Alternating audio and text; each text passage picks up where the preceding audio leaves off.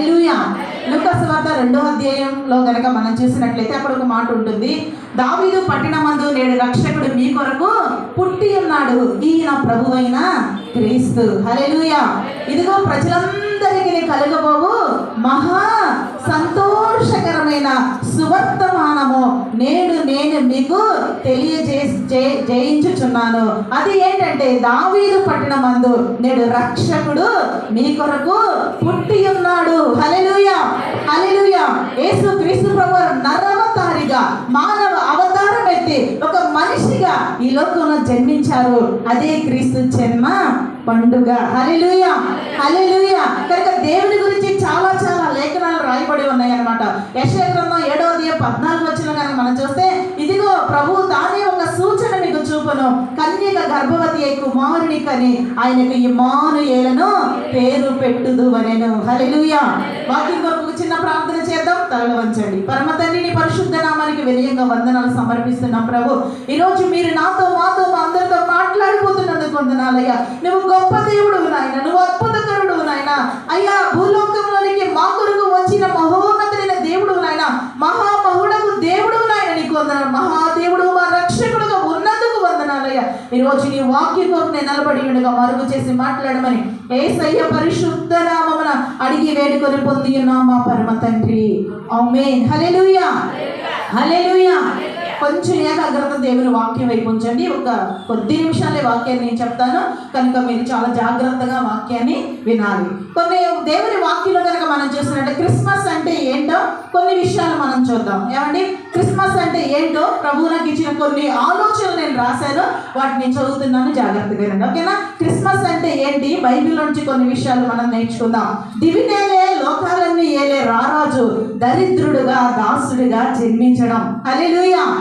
దివినేలే లోకాలన్నీ ఏలే రారాజు దరిద్రుడుగా జన్మించడం. యేసుక్రీస్తు ప్రభువు లోకాలన్నీ ఏలే సర్వ బహుమాధికారం కలిగిన సృష్టికర్త అయిన దేవుడు, కానీ ఆయన దీనుడుగా దాసుడిగా రిక్తుడిగా మానవ స్వరూపాన్ని ఎత్తి ఆయన ఈ లోకంలో దాసుడిగా జన్మించారు. క్రిస్మస్ అంటే ఏంటంటే దైవ కుమారుడు మనుష్య కుమారుడుగా భూలోకానికి రావడం. ఆయన దైవ కుమారుడు కానీ మనుష్య కుమారుడుగా భూలోకానికి వచ్చారు. క్రిస్మస్ అంటే పరలోకం భూలోకం ఒక్కటై ఆరాధించడం. హల్లెలూయా, హల్లెలూయా. అందుకనే పరలోకం ఉన్న దేవదూతలు గొర్రెల కాపరులు కలిసి ఆ రోజున సంతోషించారు, దేవుణ్ణి ఆరాధించారనమాట. ఇదిగో ప్రజలందరికీ కలగబోయే మహా సంతోషకరమైన సువార్త మనం చెప్పేటప్పుడు దూతలు ఏమని చెప్తున్నాయంటే, సర్వోన్నతమైన స్థలములలో దేవునికి చెప్పాలి మహిమయు, ఆయనకి ఇష్టమైన మనుషులకు భూమి మీద సమాధానములు కలుగును గాక అని దేవుని స్తోత్రము చేయుచుండెను. హల్లెలూయా. కనుక క్రిస్మస్ అంటే ప్రశంసలు, క్రిస్మస్ అంటే ప్రవచనాలు, క్రిస్మస్ అంటే పరిశుద్ధాత్మ నింపుదల. కనుక క్రిస్మస్ అంటే ప్రభువు కొరకు ఎదురు చూసే వారికి, ఎదిరించే వారికి కూడా సువార్త వినిపింపబడడం. హల్లెలూయా. చూడండి, యేసు కొరకు ఎదురు చూసే వారికే కాదు కానీ యేసుక్రీస్తు ప్రభువుని ఎదిరించే వారికి కూడా సువార్త వినిపింపబడటమే క్రిస్మస్. క్రిస్మస్ అంటే పరిశుద్ధుల సహవాసం, పాపాత్ములు కూడా క్రీస్తు దగ్గరకు వచ్చే ఒక అవకాశం. హల్లెలూయా, హల్లెలూయా. పరిశుద్ధుల సహవాసమే కాదు కానీ పాపాత్ములు అయిపోయిన వారు కూడా ప్రభు దగ్గరికి రావడానికి ఒక అద్భుతమైన అవకాశం. ఇంకా క్రిస్మస్ అంటే మెస్సయ్యను గూర్చిన ఖచ్చితమైన నిశ్చయత, ఖచ్చితమైన నిశ్చయత. అందుకే అన్న చెబుతుంది, ఇదిగో మనం ఎవరి కొరకైతే కనిపెడుతున్నామో ఆయన పరలోకాన్ని విడిచి భూలోకానికి వచ్చారు, ఇప్పుడు దేవుని మందిరంలోకి వచ్చారు. మనం కనిపెడుతున్న ఆయన మన ముందే ఉన్నారు. ఆయన మనం ఆరాధించాలని వృద్ధురాలైన కురువృద్ధురాలి అన్నట్టు వయోవృద్ధురాలు, వయసు పైబడిపోయి 100 సంవత్సరాలు పైబడిన అన్న అనే ఒక ప్రవక్తిని అక్కడున్న మనుషులతో మాట్లాడుతున్నట్లుగా దేవుని వాక్యంలో మనం చూడగలం. ఇంకా క్రిస్మస్ అంటే యాకోబులో ఉదయించిన నక్షత్రం. క్రిస్మస్ అంటే ఇజ్రాయేల్ నుండి లేచిన రాజదండం. హల్లెలూయా, హల్లెలూయా, హల్లెలూయా. అందుకే క్రిస్మస్ మనకి వెలుగుల పండుగ, పాటల పండుగ, స్తుతుల పండుగ, కానుకల పండుగ, శుభముల పండుగ, మనుషులందరి పండుగ, ఆశ్చర్యాల పండుగ, ఆనందాల పండుగ. అదే క్రీస్తు జన్మ పండుగ. హల్లెలూయా, హల్లెలూయా. ఇప్పుడు ఒక 3 విషయాలు 3 నిమిషాలు చెప్పి నేను ముగిస్తాను. దేవుని వాక్యాన్ని మనం చదువుకుందాం. పరిశుద్ధ గ్రంథంలో గురించి లూకాసు వార్త 2వ అధ్యాయం, లూకాసు వార్త 1వ అధ్యాయము 38వ వచనం. లూకాసు వార్త 1వ అధ్యాయము 38వ వచనము. ఇదిగో ప్రభువు దాసురాలను నీ మాట చొప్పున నాకు జరుగును గాక అనేను. చాలండి. దేవుని వాక్యాలు కనుక మనం చూసినట్లయితే క్రిస్మస్ ఏంటో కొన్ని విషయాలు, కొన్ని తలంపులు నేను మీకు తెలియజేశాను, కొన్ని సంఘటనలు, కొన్ని విషయాలు మీ ముందుంచాను. అయితే సందేశంలోకి వెళ్తున్నప్పుడు క్రిస్మస్ గురించి ఒక 3 విషయాలు మనం వాక్య సందేశంగా వినడానికి సిద్ధపడే వారము ఉందాం. చదవబడిన వాక్య భాగంలో కనుక మనం చూసినట్లయితే కన్య మరియ తెలియజేస్తా ఉంది.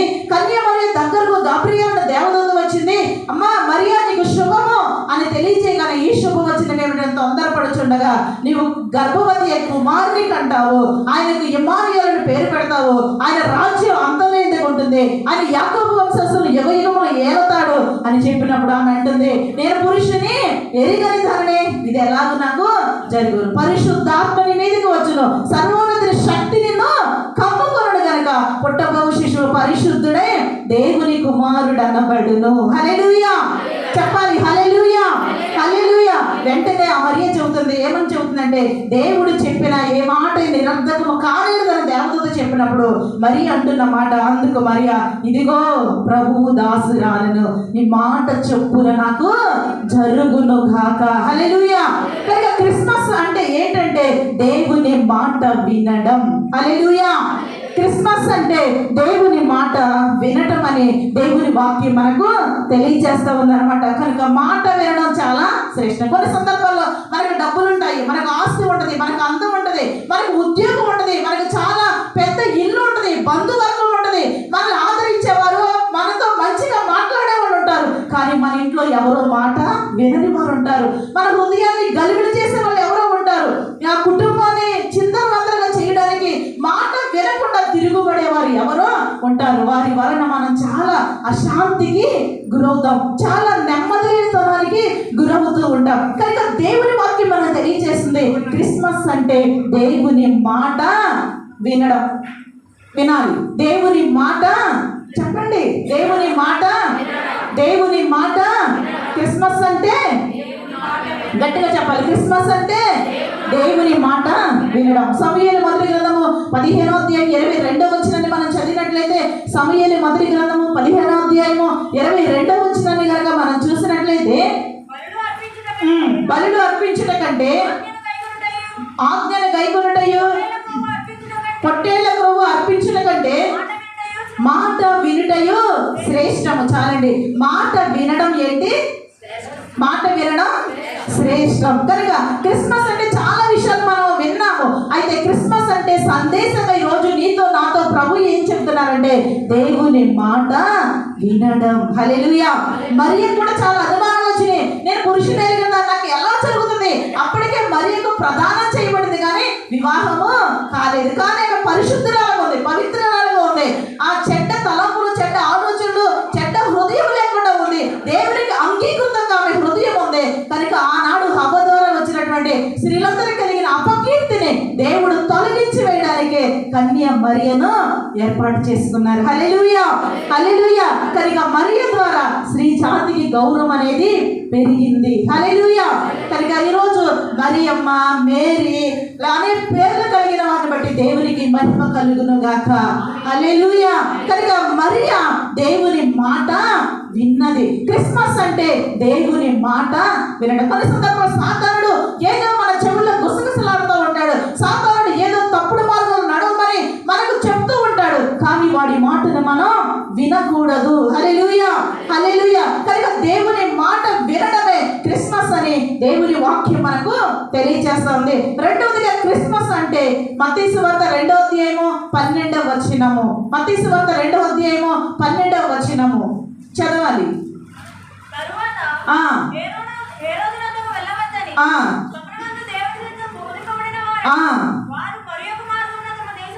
వారు మరి యొక్క మార్గమున తమ దేశమునకు తిరిగి వెళ్ళిరి. హల్లెలూయా హల్లెలూయా. వారు మరి యొక్క మార్గమున తమ దేశమునకు తిరిగి వెళ్ళిరి. హల్లెలూయా. కనుక ఒకటి క్రిస్మస్ అంటే దేవుని మాట పూర్తి చేయాలి, దేవుని మాట వినడం. రెండోదిగా క్రిస్మస్ అంటే దేవుని బాటలో నడవటం. దేవుని బాటలో చెప్పాలి, దేవుని బాటలో నడవడం. కనుక ఇక్కడ చూసినట్లయితే మనం దాదాపుగా మనం వాక్యాన్ని విన్నాం. ఒక రోజు హనోకు వాక్యం చెబుతూ చెప్పాడు. ఏమని చెప్పాడంటే 800-900 మైళ్ళ దూరం ఆ జ్ఞానులు వచ్చారు అని. అంటే ఒక మైలు వచ్చి 2.5 కిలోమీటర్ల దూరం, అంటే దాదాపుగా 2000 కిలోమీటర్ల దూరం వాళ్ళు ప్రయాణం చేసి యేసుక్రీస్తు ప్రభువుని దర్శించడానికి వచ్చినట్లుగా మనం చూస్తా ఉన్నాం అన్నమాట. అంత దూర ప్రయాణం చేసి వారు యేసుక్రీస్తు ప్రభు యొక్క దర్శనం చేసుకోవడానికి వచ్చినట్లుగా మనం చూస్తా ఉన్నాం. ఆ యొక్క ప్రయాణంలో వారు యేసుక్రీస్తు ప్రభువుని దర్శించడానికి వచ్చే ప్రయాణంలో వారి యొక్క సొంత ఆలోచనతో హేరోదు అధికార మందిరంలోనికి వెళ్ళిపోయారు. అలాంటి సమయంలో కొన్ని నెలల పాటు వాళ్ళు అక్కడ ఉండిపోయారు. ఆ పుస్తకాల్లో రాయబడిన శిశువు యేసుక్రీస్తు ప్రభువు ఎక్కడ పుడతారు, ఎలా పుడతారు, ఆ సంఘటనలన్నీ కూడా హేరోదుకి అక్కడ ఉన్న వారికి వివరించడం జరిగింది. ఆ తరువాత వాళ్ళు యేసుక్రీస్తు ప్రభువుని దర్శించడానికి వచ్చినట్లుగా మనం చూస్తా ఉన్నాం. యేసుక్రీస్తు ప్రభువుని దర్శించారు. బంగారాన్ని, బోళాన్ని, సాంబ్రాణిని అని కానుకలుగా కూడా సమర్పించారు. ఆ తదుపరి హేరోదు చెప్పాడు, మీరు వెళ్ళి ఆయన్ని పూజించండి, మరలా నాకు వర్తమానము రండి, అప్పుడు నేను కూడా వెళ్ళి ఆయనను పూజిస్తాను. కానీ దేవుడు చెబుతున్నారు, వారు మరి యొక్క మార్గమున తమ దేశమునకు తిరిగి వెళ్ళి. హల్లెలూయా.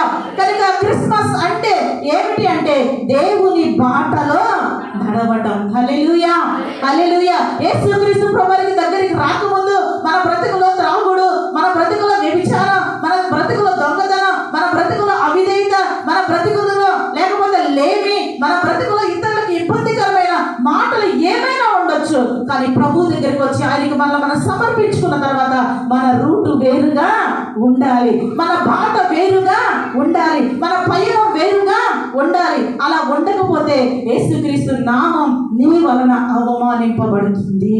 హల్లెలూయా, హల్లెలూయా. కనుక క్రిస్మస్ అంటే ఒకటి దేవుని మాట వినడం, రెండోదిగా క్రిస్మస్ అంటే దేవుని బాటలో దేవుని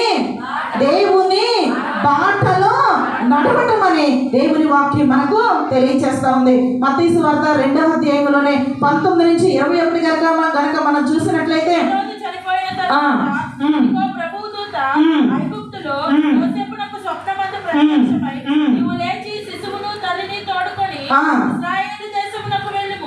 శిశువు ప్రాణము తీయజూచువారు చెప్పాను. అప్పుడు అతడు లేచి శిశువును తల్లిని తోడుకొని ఇశ్రాయేలు దేశమునకు వచ్చెను. చాలండి. నీ ముందెన్నడు వెళ్ళని తెలియని మార్గములా ఎదురాయే.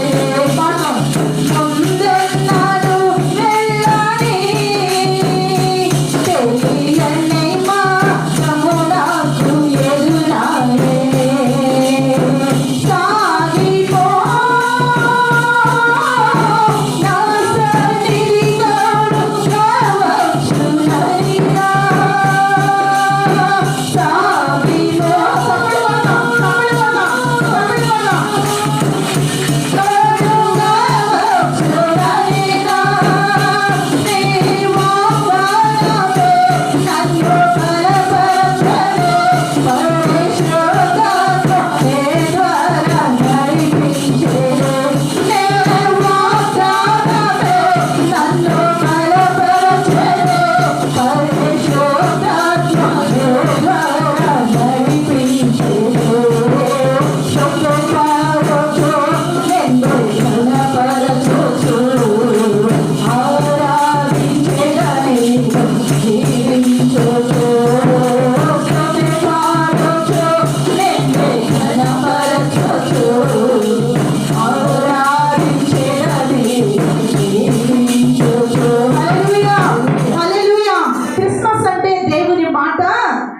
దేవుని మాట వినడం. రెండోదిగా క్రిస్మస్ అంటే దేవుని బాటలో నడవడం. యోసేపు చూసినట్లయితే ఆయనను ఐగుప్తులో తీసుకుని వెళ్ళిపోమని దేవాది దేవుడు తెలియజేశాడు.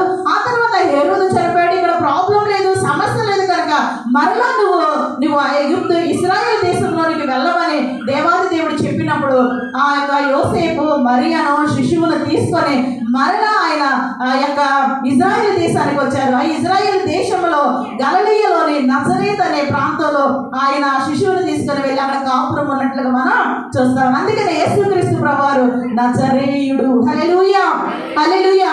అందుకని యేసుక్రీస్తు ప్రభువారు గలిలయుడు. హల్లెలూయా, హల్లెలూయా. కనుక ప్రియమైన దేవుని సంగమా, యోసేపు కూడా దేవుని యొక్క బాటలో నడిచాడు. హల్లెలూయా చెప్పాలి. హల్లెలూయా.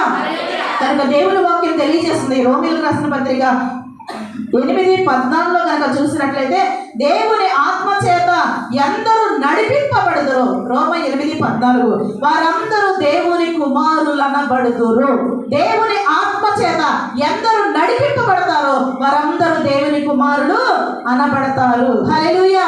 కనుక క్రిస్మస్ అంటే దేవుని మాట వినడం, దేవుని వాక్యానికి లోబడడం, ప్రార్థనకు వచ్చి పండుగలు చేసి కానుకలు ఇచ్చి అన్ని చేసి చేసి చేసి దేవుణ్ణి కనపరచకపోతే మన జీవితాల ద్వారా దేవుని నామం అవమానపరచబడింది. 30, 40, 50, 60, 70 క్రిస్మస్ పండుగలు మన జీవితంలోకి వెళ్ళిపోయినప్పటికీ కూడా క్రీస్తుని కనుక మనం కనపరచలేకపోతే, దేవుని వాక్యానికి కనుక మన జీవితాల ద్వారా విలువను ఇవ్వకపోతే ఆ పండుగ మనకు వ్యర్థమే. హల్లెలూయా. కనుక దేవుని మాట వినడం క్రిస్మస్ అంటే. రెండవదిగా క్రిస్మస్ అంటే దేవుని బాటలో నడవడం. మూడవది క్రిస్మస్ అంటే ఏంటో నేర్చుకుని వాక్యాన్ని ముగించుకుందాం. మత్తయి సువార్త 2వ అధ్యాయము 12వ వచనాన్ని మనం మరొకసారి చదువుకుందాం. 2:12 వచనం. తరువాత హేరోదు వద్దకు వెళ్ళవద్దని స్వప్నమందు దేవుని చేత బోధింపబడిన వారై. హల్లెలూయా. మరలా జ్ఞానుల గురించి దేవుడు చెబుతున్నారు. స్వప్నమందు హేరోదు వద్దకు వెళ్ళవద్దని దేవుని చేత బోధింపబడిన వారై. హల్లెలూయా. కనుక క్రిస్మస్ అంటే దేవుని చేత బోధింపబడడం. హల్లెలూయా. పరిశుద్ధాత్మ దేవుడు బోధిస్తాడు, పరిశుద్ధాత్మ దేవుడు నేర్పిస్తాడు, పరిశుద్ధాత్మ దేవుడు మరుగు మాటల మర్మములను బయలుపరుస్తాడు, పరిశుద్ధాత్మ దేవుడు పగటిని రాత్రిగా మారుస్తాడు. ఆయన పగటిని రాత్రిగా మార్చడమే కాదు కానీ అంగలార్పున నాట్యంగా కూడా చేస్తారు. హల్లెలూయా, హల్లెలూయా. కనుక దేవుని ఆత్మ చేత మనం బోధింపబడడమే క్రిస్మస్ అంటే. హల్లెలూయా, హల్లెలూయా. కనుక క్రిస్మస్ అంటే దేవుని మాట వినడం, క్రిస్మస్ అంటే దేవుని బాటలో నడవడం, క్రిస్మస్ అంటే దేవుని చేత బోధించబడడం. దేవుడి అట్టి కృప మనకు అనుగ్రహించును గాక. క్రిస్మస్ శుభాలు మనందరికీ కలుగును గాక. ఆమేన్. ప్రార్థన చేద్దాం. పరలోకించండి. మహాగణమైన తండ్రి, కృప కలిగిన ప్రభువా, మీ ఉన్నతమైన నామమునకు క్రిస్మస్ యొక్క భావాన్ని, క్రిస్మస్ యొక్క సంతోషాన్ని ప్రభా మీరు మాకు తెలియచేశారు. ప్రభా మేము వినటం, మీ బాటలో నడవటం, మీ ఆత్మతో నింపబడటం మేము నేర్చుకోవడానికి కృపను చూపమని యేసు నామములో ఈ మనవులు అడిగి వేడుకొనిచున్నాం తండ్రి. ఆమేన్. హల్లెలూయా.